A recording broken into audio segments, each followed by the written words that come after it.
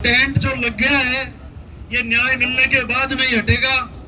आपको अगर लग रहा है कि इनको बहला फुसला के हम भेज देंगे, ये सारी किसान कौम है, ये फसल को उगाना भी जानती है, सारी तकलीफों के बाद में उसे निकाल कर मंडी तक बेचने का भी काम करती है, पूरे बाजार और पूरे लोगों का पेट भरने का काम करने वाली कौम है।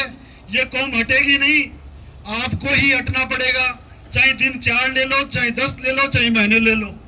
और ये कार्यक्रम जो आज मैं तो कहता हूं, मैं युवा हूं, आप लोग आदेश कर देना, जो भी कमेटी के बड़े लोग हैं, बुजुर्ग लोग हैं, आदेश कर देना। अगर प्रशासन पहली लाठियां चलाएगा और गिरफ्तारियां करेगा और मुकदमे लिखेगा तो उनके लिए पहले लोग मौजूद होने वाले हम युवा रहेंगे। मेरा आपसे अनुरोध है कि अगर हमारी बात नहीं मानी जाती है तो यहाँ से उठकर इस चौराहे को जाम कीजिए, उस कलेक्टर साहब को उसके घर को जाम कीजिए, उसके ऑफिस को जाम कीजिए, पूरा बाजार जाम करने का हम काम करेंगे। और आप लोग इसी तरह से मजबूती से हमारे साथ खड़े रहना। सारे गांव से आज हमारी माताएं भी आई हैं, बुजुर्ग भी आए हैं, सारे लोग हमारे साथ हैं, यूं ही आप साथ रखना।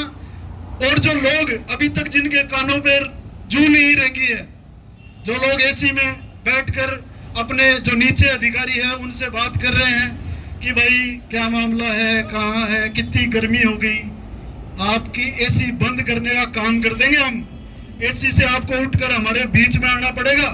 हम लोगों की तनख्वाह जो हम जो टैक्स देते हैं उसकी वजह से आपको तनख्वाह मिलती है, तो आप लोगों को ये चीज समझनी पड़ेगी।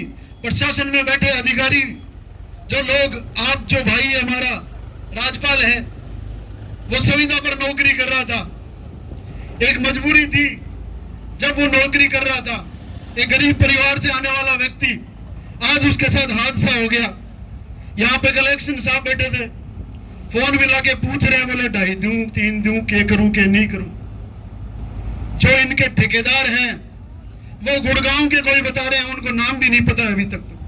तो ये जो बड़ी शार्क है, या तो ये पीएमओ ऑफिस से यहाँ लागू कर दिए जाते हैं, या फिर ये सीएमओ ऑफिस से इनको ठेके रिलीज होते हैं, या तो ये प्राइवेट ठेके देने के काम बंद कर दो, प्राइवेट ठेके बिजली विभाग देना बंद कर दो।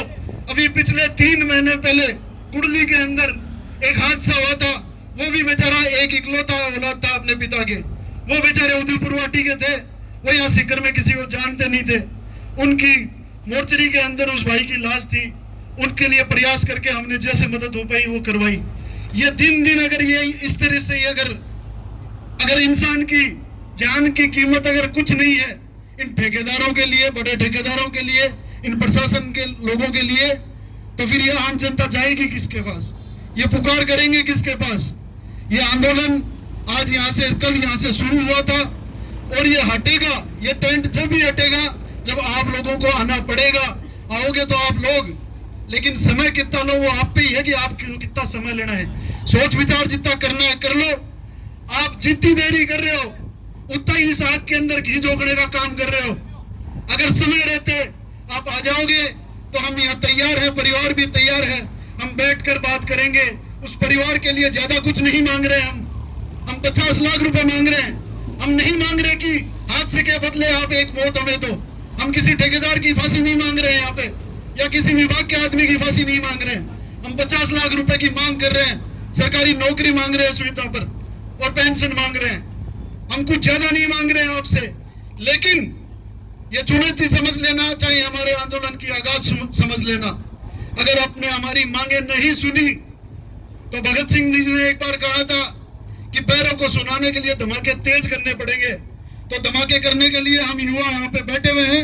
आप सारे जो समिति है, बड़े बुजुर्ग है, जो आह्वान कर देना कि सिकर का बाजार जाम करना पड़ जाए, सही से लड़ने के लिए हमें कहीं भी जाना पड़ जाए, आप लोग सारे इशारे कर देना।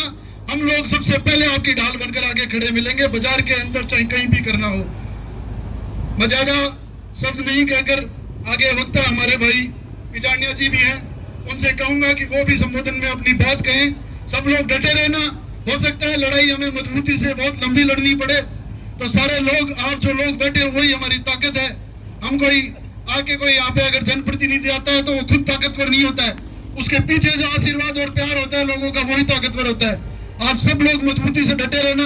हो सकता है हमें इससे उग्र भी करना पड़े, आसपास के भाइयों को और गांव वालों को हमें ज्यादा बुलाना पड़े तो वो भी हमें ज्यादा से ज्यादा बुलाना है।